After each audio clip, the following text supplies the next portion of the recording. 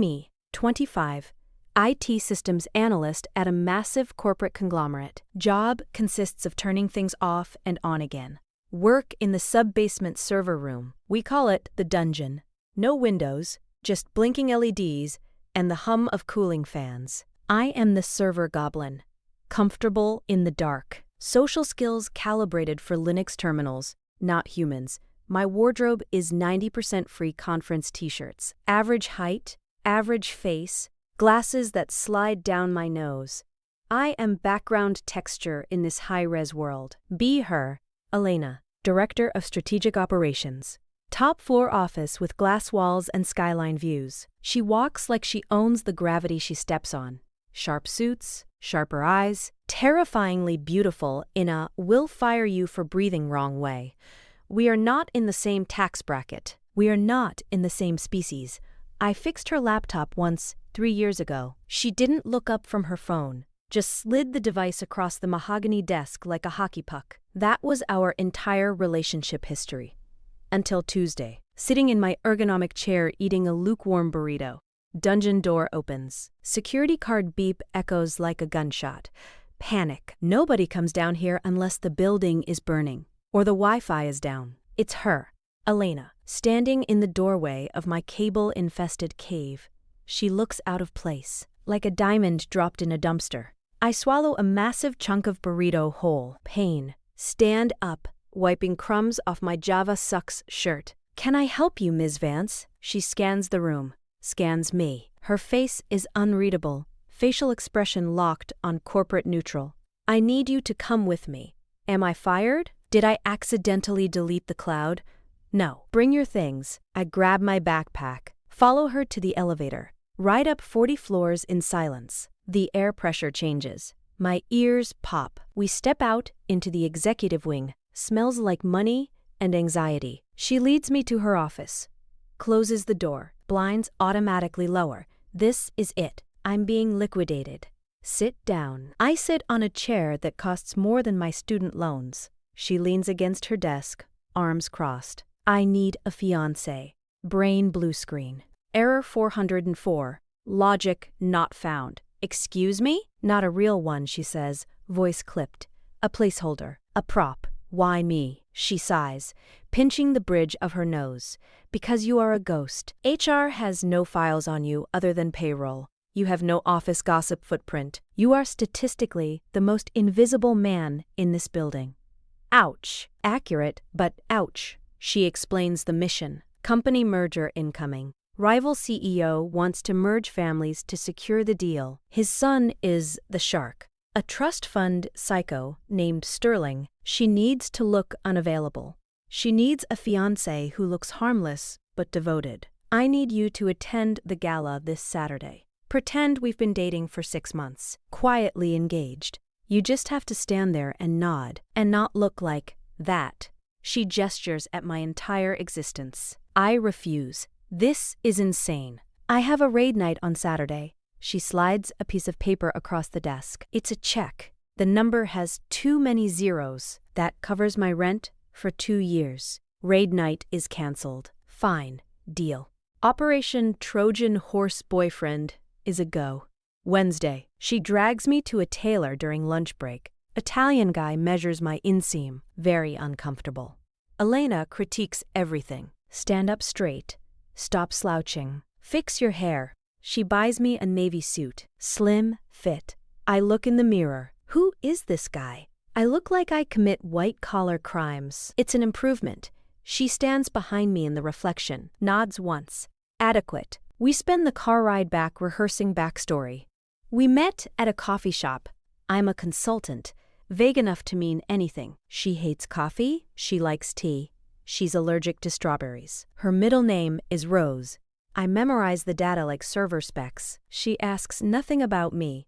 I am just an NPC in her cutscene. Saturday, the gala, held at a museum downtown. I arrive in the suit. Feel like an imposter. She meets me at the entrance, wearing a dress that looks like liquid silver. Stunning. My brain stutters. She looks at me, adjusts my tie.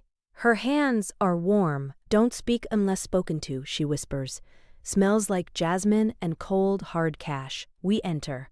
The room is full of sharks, men in tuxedos holding scotch, women judging each other's jewelry. We circulate.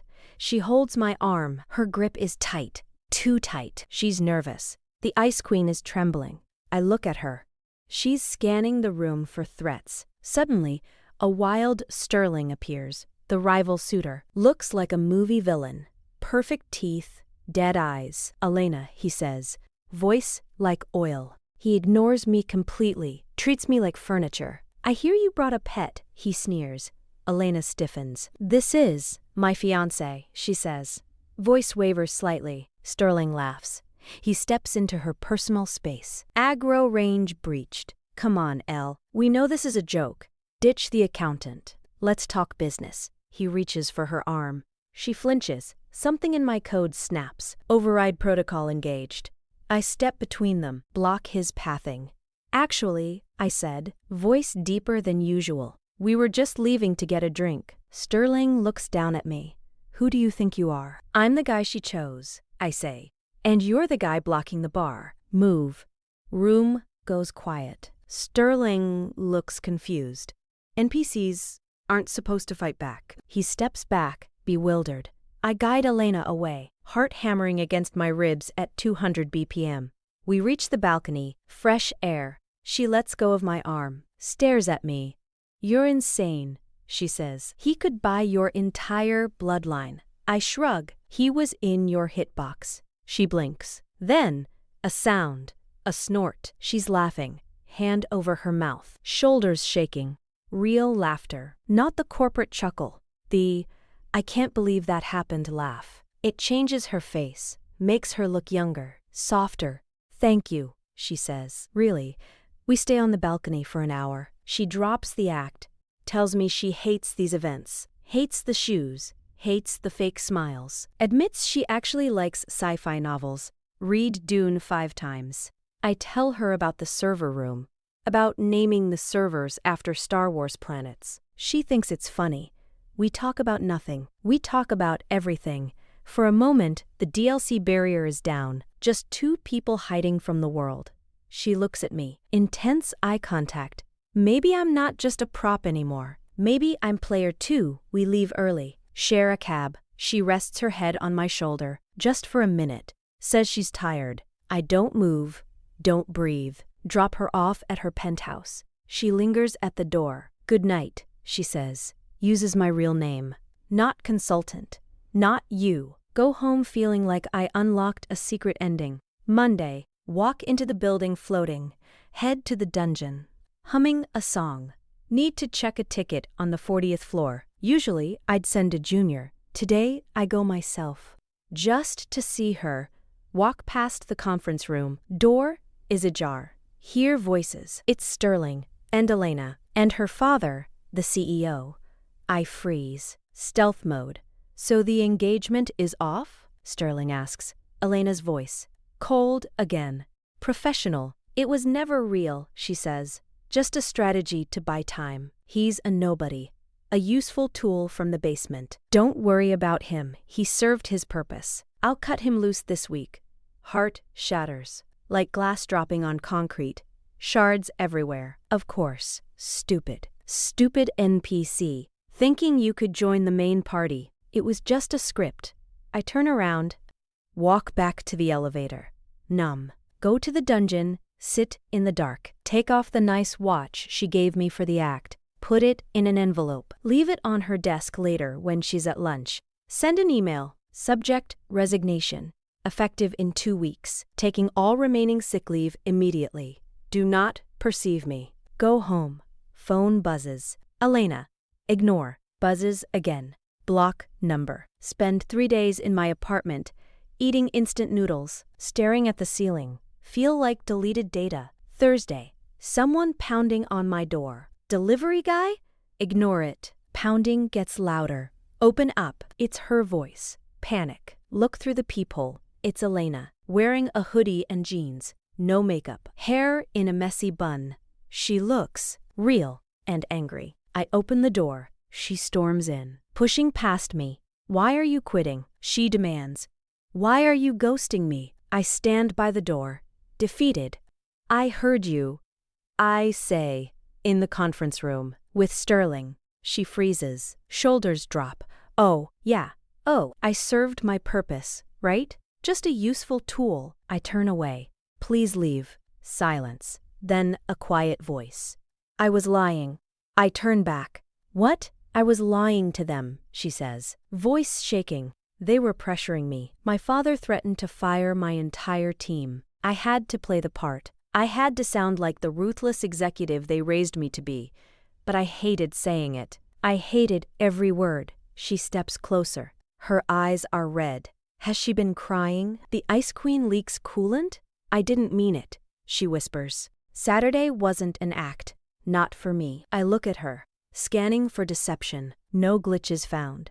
She looks terrified, more scared than she was at the gala. I don't want a fake fiancé, she says. I don't want Sterling. I don't want the merger. I realized that when you left the watch, I'd rather sit in the server room with you than in a boardroom with them. She reaches into her pocket, pulls out the watch, and a drive. What's that? My resignation, she says. I quit this morning, told my father to shove the merger, told Sterling to go to hell, walked out. Security escorted me. I am currently unemployed and possibly disowned. My jaw hits the floor. You gave up everything? For what? For a chance, she says, looking at her shoes. With the guy who blocked the pathing for me, if he'll have me. Silence in the apartment. Just the hum of my fridge. She looks small without the corporate armor. Just a girl in a hoodie, waiting for a response. I sigh. Walk over to her. Take the watch. Put it on the table. I don't need a consultant, I say. She looks up, hope rendering in her eyes. Good, she says, because I'm terrible at it. I smile, first time in days. So, you're unemployed? Yep. And I'm quitting. Yep. We're both broke, likely. Want to order pizza and watch Star Wars? Her smile breaks through. Brightest thing in the room. I thought you'd never ask. 6 months later, we started a small IT consulting firm. She handles the clients. I handle the code. Office is a small loft above a bakery. Smells like bread, not fear. We work hard, but at 5 p.m. we stop. She wears jeans to work. I wear shirts with buttons. Compromise. Sitting on the couch tonight, she's reading Dune again, feet in my lap. She looks up, catches me staring. What? She asks. Nothing. Just checking the render distance. She rolls her eyes, throws a pillow at me, laughs. That sound. Better than any server hum. Be me. Former background NPC, now co-op partner with the main character. Best patch update ever. Game is finally good.